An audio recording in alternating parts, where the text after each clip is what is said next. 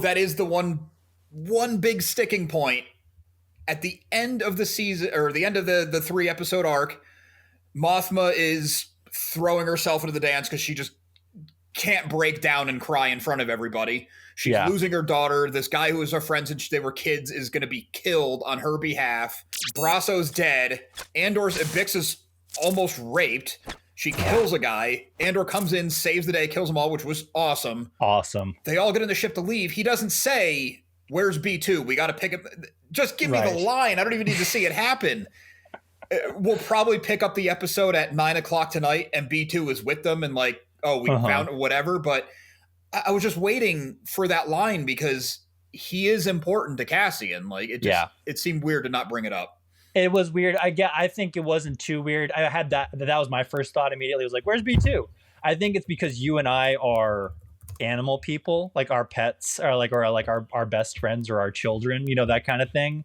Yeah, and if I had to flee my house, it would be my wife, then my dogs. Like, but like Brasso, I had to remind myself, like, wait, Brasso left him with a family. They're gonna take care of him. But Cassian doesn't know that. Exactly. But I feel like Cassian maybe in that moment overwhelmed with losing Brasso, making sure Bix and Wilmot. No, I understand that. I'm not trying to downplay Brasso's death. It's just because we talked so much about how B2 is his little brother or his dog or whatever. He's not just a droid. Yes. Yeah. But I think in that moment, I would have loved a "where's B2" anything, but I feel like maybe it would have taken away from what was happening. Maybe they even had it in there and it's like really kind of kills the momentum of the escape. And it's like, okay, we got to get B2 and we're out of here. Even though that's what we're thinking though. Like, I'm not saying like you shouldn't think that, because that was my first thought too. Now we go fly the ship and we go pick up B2 before we leave, right? It might have been one of those things where when they were making the show, they were like, well, of course he's going to get his droid. Let's just move on with it. And they didn't expect the outrage to be what it is. And he was like, B2 in these episodes is so cute. Like, he's playing with the little kids. And he's so mad when Brasso is like, you're going to go stay with this family. And he's just like pissed. He's like, no. Yeah, he was having like a tantrum. Like, come on, guys. I'm sick of getting left behind. And every time you saw him, he's like, well, when Cassian gets back, when's Cassian getting back? Hey, we heard from Cassian. Like, for Cassian to not be like, all right, we got to pick up B2 is like, come on, Dick, let's do this. But also the show's not over yet. He can still go back and yes, pick up that's B2. true. I'm doing the thing that I always complain that other people do, where they watch one episode and they're like, none of this was explained. This show is trash. It's like, well, there's more story. That's sort of where I'm at with like everything that I think. I'm withholding my judgment on a lot of stuff, like, you know, the rebels on Yavin, B2 being left behind, Lita being left where she is, all of those characters where it's sort of like, oh, that's a weird place to leave things. But I feel like, give it time. Let's find out where this goes. If you're getting value or entertainment out of any of my transmissions, it would mean a lot if you would join the Remnant and subscribe. Rooting for Bix. That's the person we root for. Yeah, I guess we should get into it because, I mean, you can't avoid it on the internet. You know what the scene is at this point. And I had mixed feelings on it. I mean, anything like that is tough to watch. I understand. I mean, people watching have to know the Imperial officer is being super creepy, super forward, and then straight up tries to rape Bix. There's no way to sugarcoat it. That's what the scene is. At first, my initial thought was like, this is a bit too far for Star Wars. Maybe they could have implied it. And I'm completely of two minds across the board on this. Because on one hand, I say that, and then the other hand, I say, well, Star Wars is evolving. Everyone's telling new stories. This is the most grown-up version of it, and war is terrible. I do like that Bix got herself out of it. There was no, knight running through the door to save the day or something. She managed to get herself out. I'm glad it didn't go through, because when it started in this show, there is very easily could have been a version where it did happen, and now she's dealing with that also.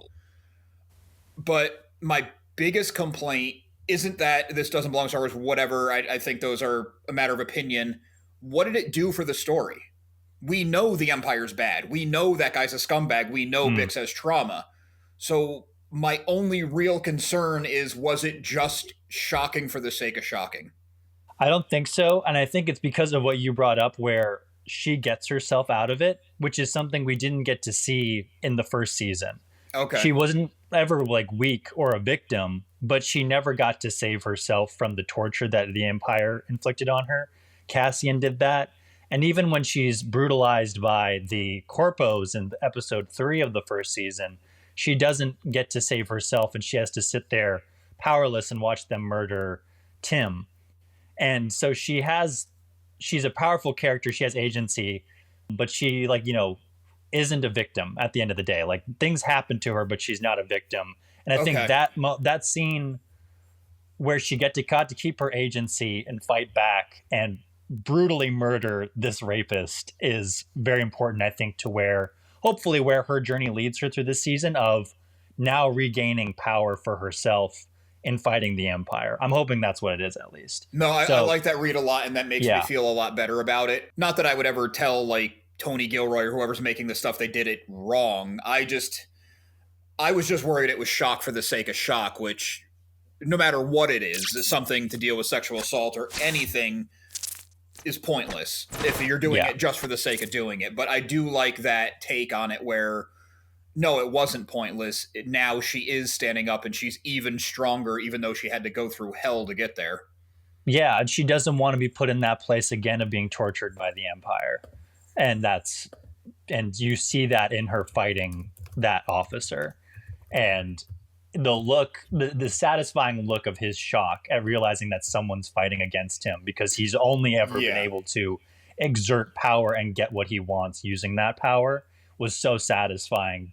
That shock when he gets up and he's like dying, and he's just like, right. Brilliant direction, brilliant acting on the part of that actor. Well, both and then of them, brilliant Adria Arjona, brilliant actress, just knocking it out of the park. I did really like how the physicality of the fight was handled. I'm glad it wasn't like such a super heroine moment where she just like messes the guy up like she's a trained assassin or something, like just decimates this guy. I mean, it was hard to watch her get thrown around, of course, that's the point. But I do like how they made it very believable that she fought her way out.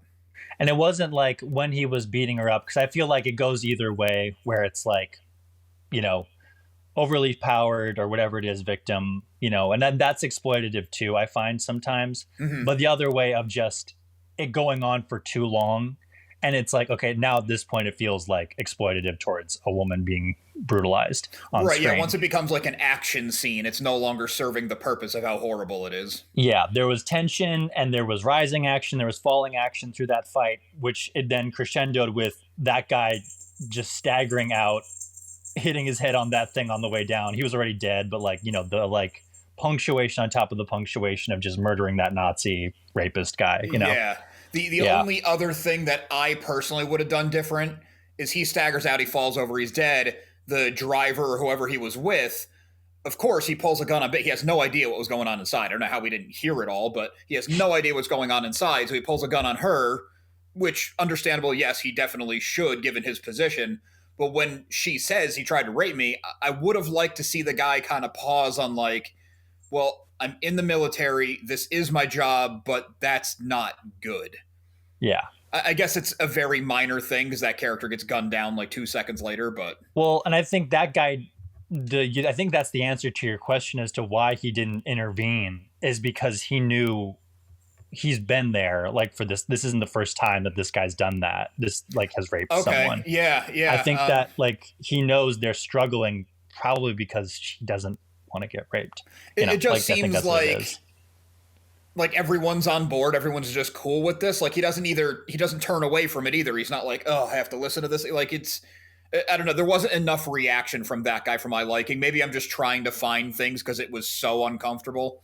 Yeah, I think that it's natural to do that because it is so uncomfortable. Yeah, like, it's which sort of obviously, like, yeah. Again, I know that is the point. Yeah, but I thought that was important to discuss. Not to stay with the Empire, but also to run parallel to where Cassian's at in these 3 episodes.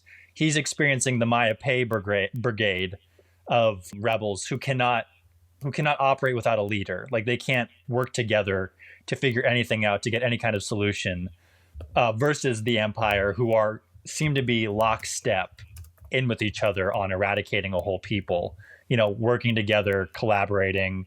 Krennic's looking to Deidre for answers and things. I think by the end of this season, we're going to see a flip where, because, or at least like a cross, because when we meet everybody at Rogue One, the Empire is infighting and the Rebellion is infighting.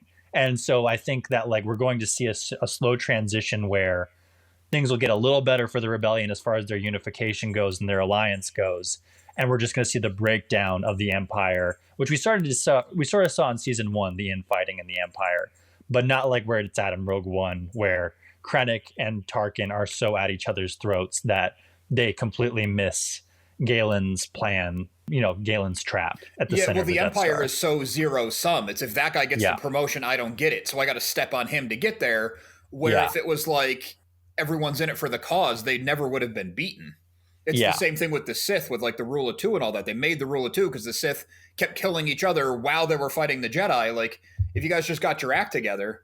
But speaking of I keep wanting to say Pai Mei from Kill Bill, but Maya Pei. I really loved how that was handled, and I was kind of confused when I saw online there was a general vibe of people thinking it was a waste of time or something. Yeah. But I'm like, it just shows why we need an alliance to restore the Republic. It's not just rebel cells. You need unification.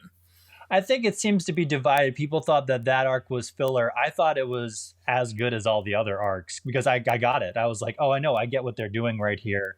They're showing that there needs to be they need Mon Mothma to unify them, pretty much. And putting Cassian right in the middle of it, who 3 episodes back was not part of the rebellion and didn't really want to be, now sees like, oh yeah, this is what happens if we all stand alone against the Empire. And it also shows he's still the same guy from the first season where he can't lead anybody.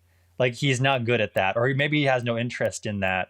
He needs to get someone else to be the leader to support, like Vel on the Aldhani raid and like Kino Loy on Narkina 5. Mm-hmm. Like, he's not good in the situation where he has to unify people because that's just not his skill. It also plays into what you were saying about everyone trying to manipulate someone to their end. Every turn he gets, he's putting these people against each other. He's putting doubt in their minds. He's giving them ideas to keep their cause going, but it's really in self-preservation. Like, it's just so well done the way he's manipulating them while tied up and beat up and stuck on the ground.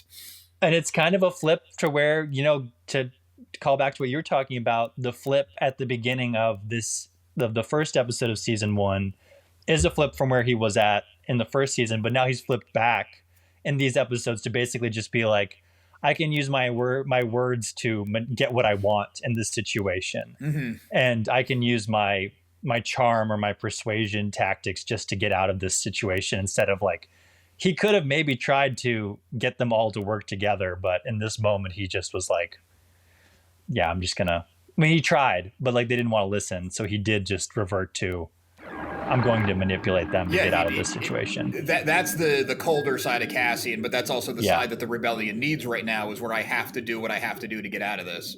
Exactly. Yeah, I thought that little pocket of rebels was really well handled, and it had a lot of comedy in it. Yeah. As far as the comedy of the series goes. And also that reveal to show that he was on Yavin 4 right near the temples. I'm like, oh, that is so cool. I called it. I was like, did you? I didn't even think about where he might be. Yeah, I called it as soon as he landed. I was like, oh, he's on Yavin. Oh, that's awesome. Yeah, and I was like, and then him going up, I was like, oh yeah, he's on Yavin. So many times the location doesn't matter. It's like, all right, it's some... Yeah. I didn't even think, is it a moon? Is it a planet? Is it near this? Is it near... I didn't even consider it. And then all of a sudden temples, and I'm like, oh, that's amazing. I think people have kind of harped on that too, where they're like, oh, that's a weird bit of fan service.